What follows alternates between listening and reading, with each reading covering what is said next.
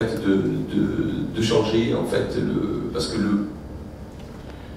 honnêtement quoi, je pense que si on ne change pas nos habitudes, on peut dire tout ce qu'on veut au niveau des États, au niveau du monde. Si chaque individu ne change pas un petit peu sa manière de consommer tout simplement, forcément on n'arrivera jamais à atteindre ces objectifs qui sont d'une importance quand même, alors qui sont d'une importance, pourquoi? Parce que pour le dérèglement du climat, mais aussi qui nous permettent quand même de nous reposer quand même la question, parce que moi je ne voudrais pas rentrer dans le débat où il y a des règlements, pas des règlements. En tout cas, ce qui est sûr, c'est qu'elle nous repose quand même la question de savoir comment on doit consommer et qu'est-ce qu'on doit consommer.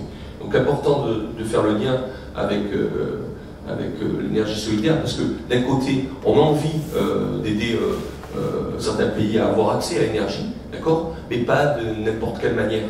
Et c'est là où c'est intéressant de nous rappeler, nous, comment on consomme et ce qu'on fait, pas forcément de bon, on va le dire comme ça, d'accord, et comment on peut essayer d'apporter, sans être un donneur de leçons, d'accord, nos techniques et notre vision de développement des énergies dans ces pays, qui ne sont pas toujours évidents. Les projets, on voit bien que c'est, voilà, et surtout qu'ils ont des pratiques qui sont aussi intéressantes à nous faire remonter, parce que je veux dire, c'est quand même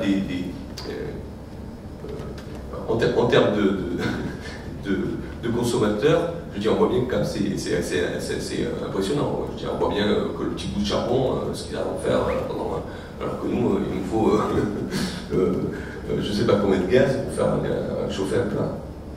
Donc, donc est-ce que ce type de démarche, d'outil plan climat, est-ce que c'est exportable? Moi, je pense que oui. Je veux dire que, honnêtement, je pense que à condition que ce soit des outils concrets.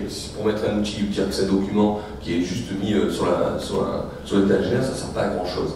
Par contre, maintenant, de pouvoir associer, d'accord, c'est ça intéressant, c'est-à-dire le local avec le citoyen, d'accord, pour se définir ensemble des objectifs et surtout des pratiques, d'accord. Je trouve que c'est plutôt intéressant dans toutes les. Je pense que ça peut être adaptable partout dans le monde. La seule chose, c'est que chaque fois on revient quand même à l'obligation de l'exemplarité de la collectivité territoriale, pas du politique, on va dire, pour aller vite, mais c'est ça. Et ça, c'est vrai que tant que le politique ne met pas en place une politique visible, d'accord, d'exemplarité sur ses compétences à elle, on ne sera dur de faire changer forcément les mentalités. Voilà, donc moi je pense que j'ai fini. Après on peut se poser des questions, vu qu'on n'est pas trop nombreux, ça va aller vite. Mais voilà, je te repasse la parole, Jacques. Oui, rapidement, j'interviens de manière sur une thématique un peu qui rappe là-dessus. C'est la question des médias. Je suis journaliste, évidemment. Sur tout ce que tu viens de dire, Pierre, il y a quand même un problème. C'est pour atteindre ces objectifs, il faut une véritable éducation populaire. Il faut que les gens soient informés. Il faut que les gens soient sensibilisés. Il faut que les gens comprennent l'importance de ce qui est en train de se passer.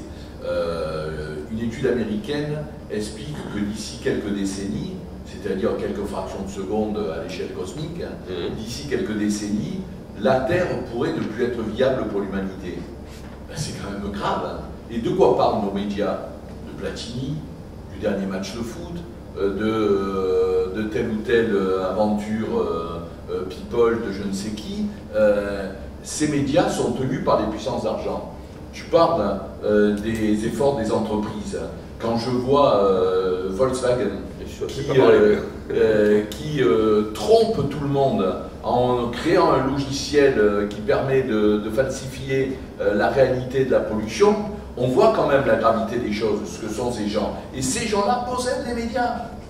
C'est eux qui entraînent les gens dans le triomphe de l'insignifiance au lieu de les mobiliser sur ce qui est important. D'où cette question des médias. Il n'y aura pas de changement des comportements s'il n'y a pas aussi une démocratisation des médias.